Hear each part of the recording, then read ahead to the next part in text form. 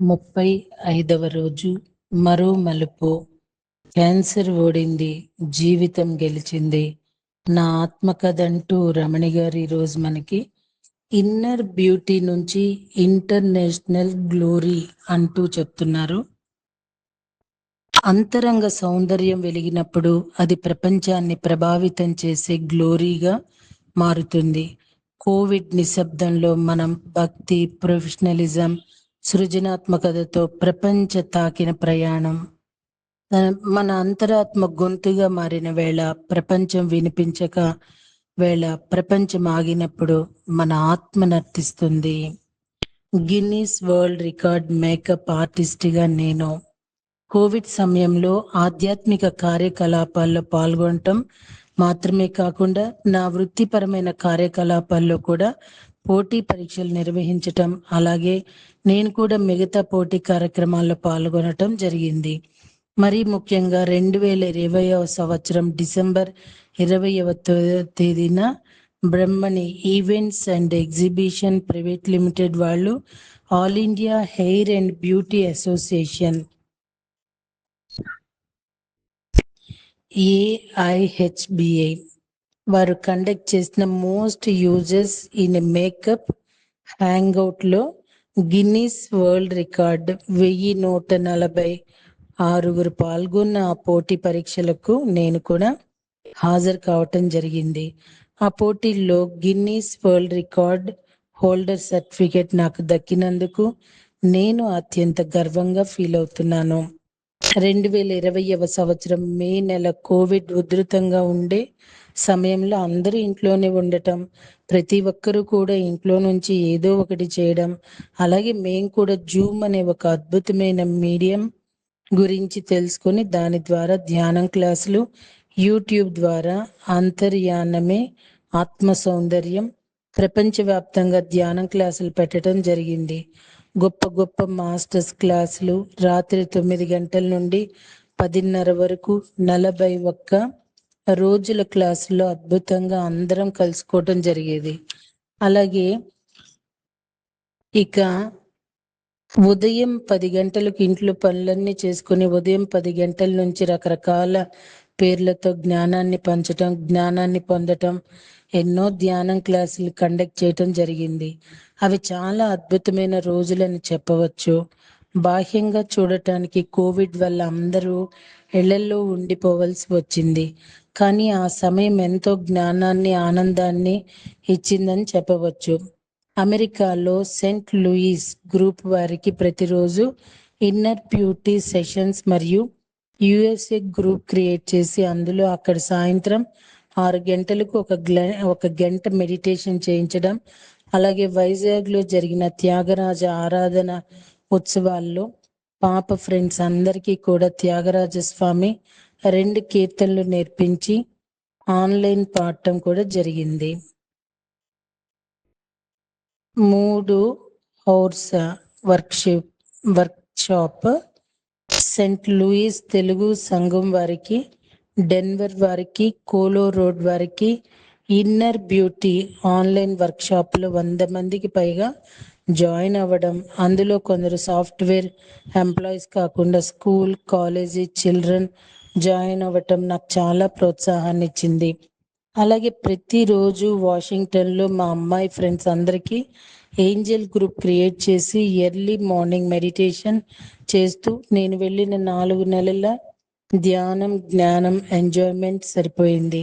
దీనితో పాటు మా అల్లుడు ఎంతో ఓపికగా ప్రతి వారాంతరాల్లో విహారయాత్రలు తీసుకువెళ్ళటం, అక్కడ ఉండే వెంకటేశ్వర స్వామి టెంపుల్కి వెళ్ళి దర్శించి ఒక కీర్తన కూడా స్వామికి అర్చన చేసే భాగ్యము కలిగింది. అలాగే ఉన్నన్ని రోజులు ధ్యాన మాతృత్వాన్ని కూడా పంచడం, ఆ రోజులు మరుపురాని మధురాతి మధురంగా గడిచిపోయాయి.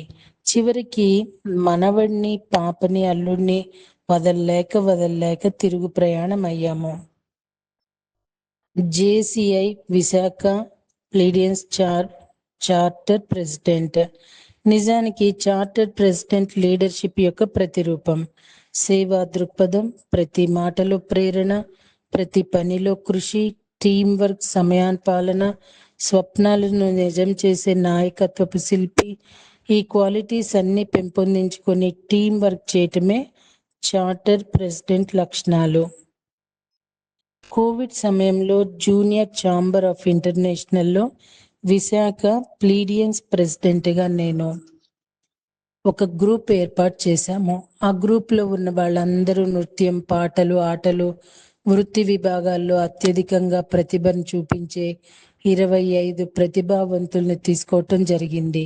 యూకే, బెంగళూరు, వైజాగ్, చెన్నై, కోర్పా ఇలా వేర్వేరు ప్రాంతాల నుంచి వారిని ఎంపిక చేసి జూమ్ మాధ్యమం ద్వారా చాలా కార్యక్రమాలు నిర్వహించేవాళ్ళం. వేరొక సంస్థతో అనుబంధం అయినప్పుడు మెడిటేషన్ మరి కొంతమందికి చెప్పే అవకాశం దొరుకుతుంది కదా అనే ముఖ్య ఉద్దేశంతో ఆ సంస్థలో చేరి ఆ గ్రూప్ క్రియేట్ చేయడం జరిగింది. 42 days అంతర్యానమే ఆత్మ సౌందర్యం డిజిటల్ మెడిటేషన్ సెషన్స్ కండక్ట్ చేయడం జరిగింది. ఆ సెషన్స్ లో జేసీ, జెడ్పీ, చార్టెడ్ ప్రెసిడెంట్ అలా జేసీఐలో ఉండే ఆల్ రీజన్ డైరెక్టర్స్ ని చీఫ్ గెస్ట్ గా ఇన్వైట్ చేసి అలాగే పిరమిడ్ గ్రాండ్ మాస్టర్స్ ని రోజుకి ఒక కాన్సెప్ట్ తో వాళ్ళ ఆత్మజ్ఞానము క్లాసులు చెప్పేటట్లుగా 41 days చాలా సక్సెస్ గా జేసీఐలో ఉండే వాళ్ళందరూ కూడా ఒక విశాఖపట్నమే కాకుండా ఆన్లైన్ కాబట్టి అన్ని జోన్ల నుంచి జాయిన్ అవ్వడం చాలా ఆనందదాయకమైన విషయం. సోషల్ నెట్వర్క్ ప్రోగ్రామ్ అప్పటికే ఒక 10-15 సంవత్సరాల క్రితం నుండి సత్యసాయి సేవా సమితి ఉండటం వల్ల ఈ సేవా కార్యక్రమంలో బాగా అమ్మ ద్వారా బోధపడటం జరిగేది. వృద్ధాశ్రమానికి, బ్లడ్ స్కూల్స్ కి, గురుకులాలకి, మదర్ తెరిసా హోమ్స్ కి, పాప హోమ్ కి ఇలాగా విశాఖపట్నంలో కాకుండా వేరే వేరే ప్రాంతాల్లో ఉండే అన్ని ఆశ్రమాలకు వెళ్ళి సేవ అందించడం జరిగింది. మరి ఈ జేసీఐలో కొత్తగా చేరటం యొక్క ఉద్దేశం ఏంటంటే ఆత్మజ్ఞానం, ధ్యానం పంచవచ్చు అనే ఉద్దేశంతో ఈ జేసీలో జాయిన్ అవ్వడం జరిగింది. నాతో పాటు 25 మంది జాయిన్ అయ్యే వాళ్ళు కూడా వారి వారి వంతు వారి ఇందులో అయితే వాళ్ళు రీసెర్చ్ చేయడం కానీ రెగ్యులర్గా క్లాసులు చెప్పడం కానీ చేస్తున్నారు. ఉదాహరణకి ధ్యాన రవివర్మ స్పిరిచువల్ టాబ్లెట్ ఇలా ఒక్కొక్కరు ఒక్కొక్క జ్ఞానాన్ని అందించడం జరిగింది. JCI ambassador service mind leadership spirit effective communication positive attitude team work one కాదు ఉయ్ అని నమ్మే మనుషులు. నేను యుఎస్ఏలో ఉంటుండగా నన్ను జేసీఐలో అంబాసిడర్గా సెలెక్ట్ చేశారు. నేను ఇండియాలో అడుగు పెడుతూనే జేసీఐ నుండి కాల్ వచ్చింది. విశాఖపట్నం మీ ప్లీడియన్స్ చాప్టర్కి అంబాసిడర్గా నియమించడం జరిగింది. కావున ఆగస్టు 11 నుంచి 16 వరకు 2022 నలంద జైపూర్లో జరిగే జేసీఐ సెమినార్కి హాజరు కావాల్సిందిగా ఆహ్వానించారు. వారి ఆహ్వానం మేరకు ఆ 3 రోజులు సెమినార్కు హాజరై నాకు ఇచ్చిన 5 minutes స్లాట్ తీసుకుని అందరికీ మెడిటేషన్ 3 రోజులు ఉదయాన్నే అన్ని గ్రూపుల వారికి మార్నింగ్ ఎక్సర్సైజ్ తర్వాత మెడిటేషన్ చేయించడం జరిగింది. నలుమూలల నుంచి వచ్చిన ప్రముఖులతో అన్ని భాషల సమ్మేళనంతో వారందరికీ ధ్యానం చేయించటం చాలా గర్వంగా ఆనందంగా అనిపిస్తుంది. అంతేకాకుండా అంతమంది సమక్షంలో నేను రాసిన English inner beauty book inauguration చేయడం నేను మర్చిపోలేని సంఘటన.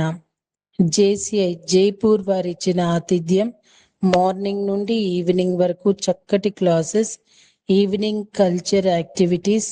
ఆ కల్చరల్ యాక్టివిటీస్లో నేను రోజుకు ఒక ప్రోగ్రాంలో పెర్ఫామ్ చేయడం అది ఎప్పటికీ మర్చిపోలేను.